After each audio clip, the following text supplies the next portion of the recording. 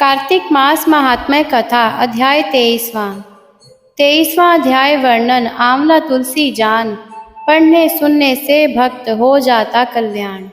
नारद जी बोले, हे राजन, यही कारण है कि कार्तिक मास के व्रत में उद्यापन में तुलसी की जड़ में भगवान विष्णु की पूजा की जाती है।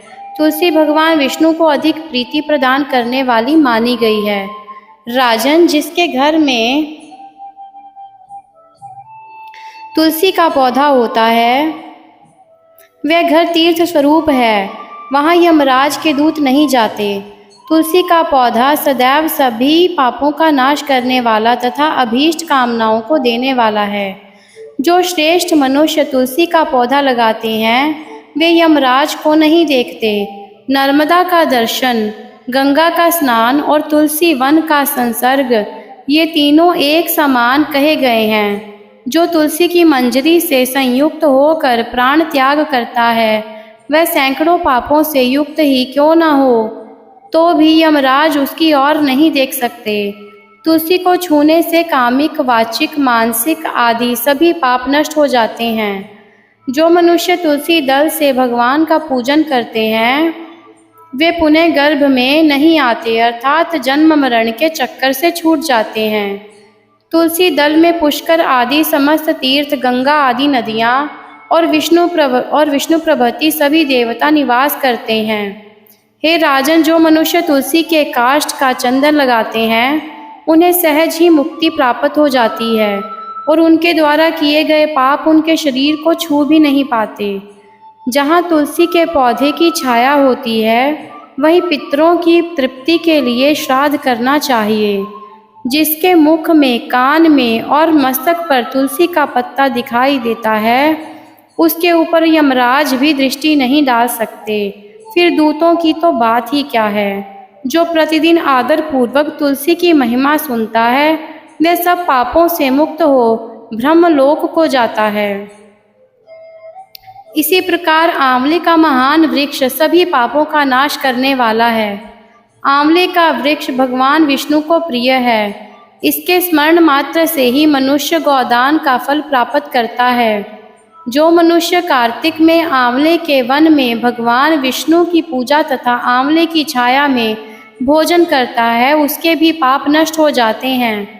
आंवले की छाया में मनुष्य जो भी पुण्य करता है वह कोटि गुना हो जाता है।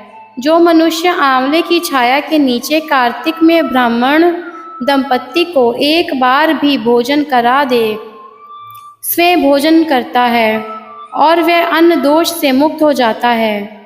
लक्ष्मी प्राप्ति की इच्छा रखने वाले मनुष्य को सदैव आंवले से स्नान करना चाहिए।